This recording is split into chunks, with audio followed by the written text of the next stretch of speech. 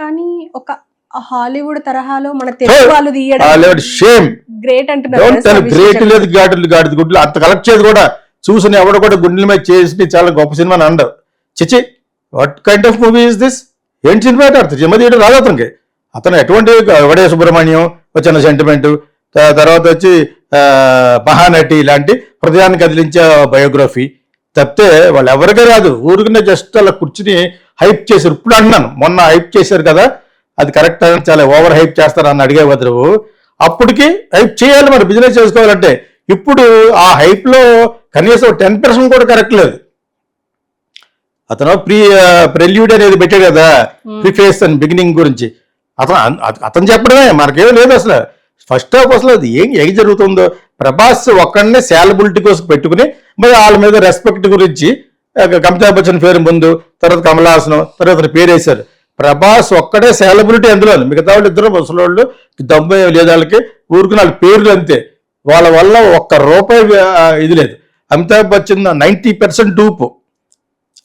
Internet లో ఒక caricature అంటారు అనమాట, ఒక గెటప్ వచ్చింది. ఇలా గోని సంచి అంటారు కదా, గోని సంచి తెలుసా? గనీ బ్యాగ్ ఈ కలర్ లో ఉంటది కదా, ఆ గనీ బ్యాగ్ మొత్తం చుట్టేసి 2 కళ్ళు నల్లగా తెల్లగా కనిపించే ఒక గెటప్ వస్తే మా ఫిల్మ్ స్కూల్ వాళ్ళ గురించి నేను స్టేటస్ లో పెడతా ఉంటాను. ఆ గెటప్ చాలా బాగుందని. అది ఇప్పుడు 4-5 years బ్యాక్ పెట్టాను, నా దగ్గర ఉంటుంది ఇంకాను. ఓకే, దాన్ని మణిరత్నం కాపీ కొట్టి తగ్గ లైఫ్ అని పెట్టాడు. అందరూ కాపీ కొట్టుకోవడమే, బికాజ్ క్యారెక్టర్స్ ఎలా దొరుకుతాయి, దొరకవు. ఒకప్పుడు ఆర్ట్ డైరెక్టర్ వేసేవాడు, దుర్యోధనుడు ఎలాగుంటాడు, వాడు ఎలాగుంటాడు, వాడు ఎలాగుంటాడు అని చెప్పేసి. ఓకే, ఇప్పుడు ఈ మోడర్న్ లైఫ్ లో ఒక డిఫరెంట్ బెటర్ అవ్వాలి, ఎక్కువ డుప్తో చేసుకోగలాలంటే మొహం కనిపించకూడదు. నీకు అర్థమైందా? అది మణిరత్నం తగ్గ లైఫ్ లో కొట్టాడు. దాన్ని మనోడు ఈలోగా కొట్టేసి అంతర్గత పెట్టేశాడు. అతను దుర్వాసుడు, అతనికి ఏదో శాపం ఏదో ఇచ్చారు అన్నాడు. ఎక్కడ అమితాబ్ బచ్చన్ అంటే దుర్వాసు వస్తున్నట్టు గారు ఎక్కడ చూపించడు. అతను ప్రెల్యూడ్ లో చెప్పడమే ప్లస్ ఏమో బిగినింగ్ చెప్పడమే ఈ శాపం ఇవ్వడు. దానికి జస్టిఫికేషన్ లేదు. తర్వాత don't tell this is from Mahabharata అంటారు. ఆ శోభనా క్యారెక్టర్ ఇరిటేషన్ వచ్చేసింది నాకు. ఇరిటేషన్ మా యాక్టర్స్ తను కానీ అది ఏదో తన క్యారెక్టర్. అందరూ కొంచెం ఇంగ్లీష్ మాడుతూ ఉంటారు, కొంతసేపు ఏమో ఇది మాడుతూ ఉంటారు. ఫ్యూచర్ కదా సార్, ఫ్యూచరా బొంగ. So what kind of movie is this? Future అయినా కూడా లేకపోతే పడిపోద్ది మళ్ళీ ఒక చోట. తర్వాత దీపికా పడుకొని నేను ఎవరో నాకు తెలియదు అంటది, నాకేం పేరో నాకు తెలియదు అంటది. మళ్ళీ 5 నెలలు కడుపు అంటది. Is a confused fellow the director. Plus ఏమో వీళ్ళ నలుగురు కలిసి, 2 కూతుర్లు, అతను అసలు కల్పించుకున్నాడు. అతనికి అసలు ఇతని ముఖ్యం తెలియదు కాబట్టి అదేదో డబ్బులు జనరేషన్ చేసి అప్పుడు ఒక 5-6 కోట్లు వాళ్ళకి ఇవ్వటం తప్పితే, ఫైనాన్స్ని బట్టి, దీనికి వచ్చిన హైప్ని బట్టి తప్పితే, వీళ్ళ ముగ్గురు కూర్చొని ఈ సినిమాని ఎలాగ పెద్ద హైప్ పట్టుకొచ్చి పెద్ద బిజినెస్ చేయాలి ఆల్ ఓవర్ ద వరల్డ్ అనేదే ఆలోచించే 2-3 సంవత్సరాలు. ఆ 2-3 సంవత్సరాలు కూడా ఈ రేటు పెరగడం గురించే చేశారు. అతను అంటాడు దాంట్లో, ఐ వాజ్ ఇంజనీరింగ్ కాల్ 2 పైకి పెట్టి కూర్చొని రిలాక్స్డ్ గాను. అదే సార్ ఇరిటేషన్గా ఉంది నాకు. I was actually engineering how to make this film with all this IIT guys and all this stuff and all. What is there to do IIT people here? It was the most substandard stuff. 35-40 సంవత్సరాల క్రితం వచ్చిన, నేను సంకీర్తన చేస్తున్నప్పుడు వచ్చిన Hollywood films లో ఉన్నదో అలా ఉందో దక్షగాను. ఓకే, బ్యాడ్ బ్యాక్స్ ఎప్పుడు వచ్చింది, నా డైరెక్ట్ రౌండ్ కింద వచ్చింది, మెల్ గిబ్సన్ది. ఓకే, పెద్ద పెద్ద లారీస్, ఒక డిఫరెంట్ దాన్ని KGF కార్డు కొట్టాడు. ఓకే, పర్వాలేదు, కాపీ కొట్టడం, ఇన్స్పైర్ అవ్వడము, ఎక్కడో ఒకటి చూడకపోతే మన వాళ్ళు చేయలేరు, అలా నాకు చూపిస్తేనే చేయగలరు. సరే అలా చేశాడు. ఇతనికి అది తెలీదు.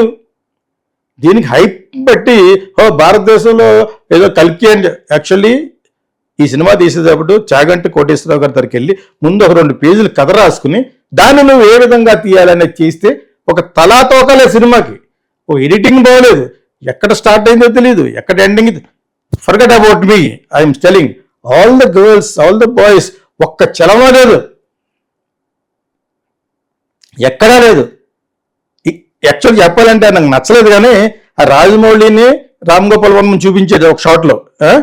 ఆ రామ్ గోపాల్ వర్మ వచ్చేప్పుడు కొంచెం అలా వచ్చింది, కొంచెం అతను కొంత ఈ ఉంది కదా negative image what ever it is, అక్కడ నవ్వేరు కొంచెం, అది కూడా చాలా పలచపలచగా. ఎక్కడ ఆ బ్రహ్మానందం క్యారెక్టర్ ఏంటో తెలీదు, ఆ బుజ్జి ఏంటో తెలీదు, గజ్జి ఏంటో తెలీదు. It was a very substandard film. నేను ఇంతలాగే నేను రివ్యూ చెప్పను, ఈ మధ్య రివ్యూలు చెప్పట్లేదు, ఇది రివ్యూ కాదు, ఫిల్మ్ మేకర్ చెప్తున్నారు do not make substandard films అని. ఏంటిది, ఆ ఫ్యూ యానిమేటెడ్ క్యారెక్టర్ చేశారు. నేను యాక్చువల్గా ఇంకొక ఎగ్జాంపుల్ చెప్తాను. ఏగా అనే సినిమా వచ్చినప్పుడు అతను టెక్నికల్గా పెద్ద హీరోలు లేకుండా సినిమా తీద్దాం, నా సభలో కూడా చెప్పాడు ఒకసారి, నాకు కోకిల అంటే ఎందుకు ఇష్టం అని చెప్పినప్పుడు ఏగా అనేది ఎందుకు తీసాడని నాకు అర్థమైంది. హీరోలు ఉన్నా లేకపోయినా టెక్నికల్గా కూడా తీయచ్చు, అటువంటి డైరెక్టర్ నేనే ప్రూవ్ చేసుకోవడానికి. అతను చిన్న సినిమా అనుకున్నది ఇంకొక ఇద్దరు ముగ్గురిని సురేష్ బాబులు అందరూ కలుపుకుని ఒక పెద్ద సినిమాకి తీశారు. నాని సమంత్ అని పెట్టి మామూలుగా శ్రావ్యంగా ఒక మంచి సినిమా తీస్తూ అందులోనే ఏగని డిజైన్ చేసి ఇక్కడ చూస్తేనే నవ్వుకున్నాను, ఏది రంగురంగులుగా ఉందని చెప్పేసి. ఆ టైంలో హాలీవుడ్లో అప్పటికే 5-6 సంవత్సరాల క్రితం తీసిన ద ఫ్లై అని రిలీజ్ చేయబోతుంటే మన one of the producer Suresh కాబట్టి అతను ఆపినట్టున్నాడు ఆ సినిమాని. దీనికి కాంపిటీషన్ కాకపోయింది, ఎందుకంటే ఇందులో మన ఆర్టిస్టులు, మన పాటలు, మన గొడవ ఉంటాయి కాబట్టి. అయినా కూడా అందులో ఒక ఏగ్ కాదు, కొన్ని 100 ఏగలు అయిపోతూ ఉంటాయి. ఎంత యానిమేట్ చేసి ఉంటారు వాళ్ళు కదా. ఇది రిలీజ్ అయిన తర్వాత రిలీజ్ చేశారు దాన్ని, ఎవడు చూడలేదు దాన్ని, ఎవడు చూడలేదు. ఎవడో ఇంగ్లీష్ సినిమాలు చేసుకుని ఉంటారు అక్కడ తొట్టుగాళ్ళు, వాళ్ళు పట్టుకొచ్చారు కదా, పట్టుకొచ్చి మన వాడికి తెలిసి థియేటర్లు అందరూ వీళ్ళ చేతిలో ఉన్నాయి కాబట్టి మాట్లాడుకుని దాన్ని రిలీజ్ చేయకుండా చేశారు. ఓకే, ఇది ఏ కోవకు చెందుద్దో నాకే తెలియట్లేదు, ఎంత సబ్స్టాండర్డ్. పోనీ if you are making and kind of an epic ఏంటి అబౌట్ వాట్ ఎవర్ పురాణ, కల్కి పురాణమో whatever it is, you should have discussed with somebody else. లాస్ట్లో కొన్ని వేల పేర్లు వేసేయడం, రోలింగ్ టైటిల్స్, అలా ఎందుకు, what it they do, it's only graphics, you done it. ఒక డెజర్ట్కి వెళ్ళి దాన్ని గ్రీన్ మ్యాట్లో షార్ట్స్ 300 చూడండి తెలుస్తుంది. Close Encounters of the Third Kind, ET చూడండి, హృదయానికి తనకు సబ్జెక్ట్ ఉంటుంది. Raiders of the Lost Ark ఒక సబ్జెక్ట్ ఉంటుంది, ఒక గొడవ ఉంటుంది. ఇది ఏమీ లేదు, ఏం చేస్తాడు, మీనింగ్లెస్ ఎడిటింగ్. ఆ అమ్మాయిని ఎంత మీనింగ్లెస్గా చూపించారంటే, నేను అన్నాను కాదు, ఇలా అంటే వల్ల నాకేం ఉపయోగం రాదు. You must learn film maker, this is not a good movie, this is a borrowed technique from video games. Video games ఉంటాయి కదా, ఇంతకంటే బాగుంటాయి. ఆ వీడియో గేమ్స్ లాంటి కార్స్, ఓకే, ఈ ఆటోమొబైల్స్ అన్ని వీడియో గేమ్స్ లాగా, దానికి అక్కడక్కడ అమితాబ్ బచ్చన్ ఫేస్, అది కూడా ఫ్యూ ప్లేసెస్ వాళ్ళని పెట్టుకుని మొత్తం అంతా బొచ్చే ముఖం అంతా, దానికి మళ్ళా గొడ్డ. అతను వస్తే దురాస్త్రం వస్తుందని చెప్పాడు శాపంలో, ఎక్కడా ఎఫెక్ట్ ఇవ్వలేదు. అతనికే తెలుసు తెలీదు, ఈ బయట చెప్పడమే, శాపంలో తప్పితే ఎక్కడా కనపడలేదు.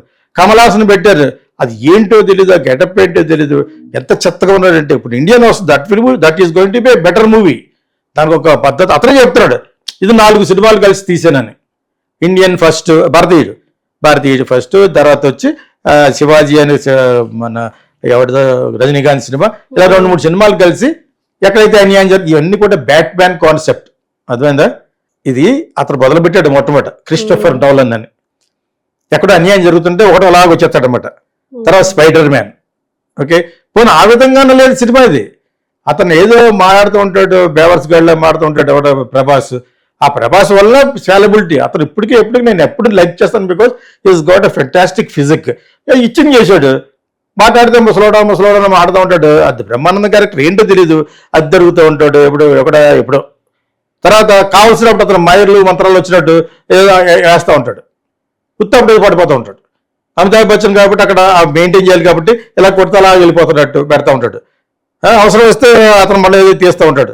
ఏంటిది నాన్ సెన్స్, ఇది ఒక కాన్సెప్ట్ లేదు, ఒక దృక్పథం లేదు. నేను ఎందుకంటానంటే పీపుల్ షుడ్ నో, ప్రతి యూట్యూబర్డు అంత కలెక్ట్ చేస్తే నిజమైన కలెక్షన్ కాదు అది. వాడు ఎవడో యూఎస్లో ఒకటి చెప్తాడు, వాడు ఎవరు తిట్టారట ఇలా చెప్పినందుకు. ఇంతలా చెప్పలేదు, ఇంతలా టెక్నిక్ తెలిసిన ఫిల్మ్ మేకర్ ఏం కాదాడు. ఆడు ఆ సినిమా ఆడు కలిగిన అభిప్రాయం నెగిటివ్గా చెప్పాడు.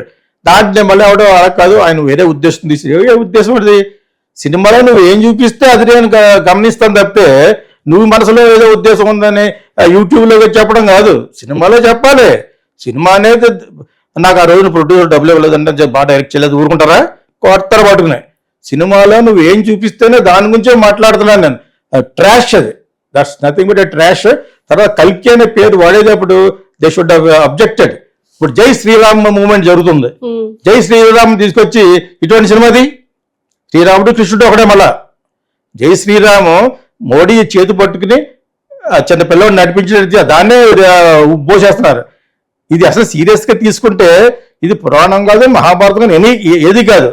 అసలు విజయ్ దేవరకొండ అన్నవాడు ఉన్నాడని కూడా చెప్పలేదు. అతను బ్యాడ్ నేమ్ తెచ్చుకున్నాడు కాబట్టి అది బయట మార్కెట్లో చాలా బ్యాడ్ నేమ్ తెచ్చుకున్నాడు. నాకు సినిమా అంతటికి నచ్చిందల్లా ఒక విజయ్ దేవరకొండ షార్ట్సే. అతనే బాగున్నాడు అందంగా. డెఫినెట్ గా అందరికంటే యంగ్ ఒకటి ఎన్ని పెట్టితే చాలా అందంగా ఉన్నాడు అతను. ఆ ఒక్క షాట్ గుర్రాల మీద వెళ్తున్న ఆ రథం మీద వెళ్తూ ఉంటాడు శ్రీకృష్ణుడు నడుపుతున్నప్పుడు, అది ఒక్కటే బాగుంది. కృష్ణుడిని ఎక్కడ చూపించలేదు. కృష్ణుడి పోటీ పెట్టడానికి నీకు ఆర్టిస్ట్ దొరకపోవచ్చు, అయినా కూడా అంత అందమైన ముక్కున్న వాళ్ళు ఉంటారు. ఒక్క చోట రెండు చోట్ల కృష్ణుడు ఉన్నా కూడా ఒక చోట సిలోటిగా చూపించాడు. కృష్ణుడు మాట్లాడే మాట బ్యాక్గ్రౌండ్ లో వచ్చినట్టు చూపించాడు, వాయిస్ ఓవర్ అంటారు దాన్ని. ఓకే, అతను కానీ అక్కడక్కడ చూపిస్తూ ఉంటే సినిమా బాగా ఉండేది.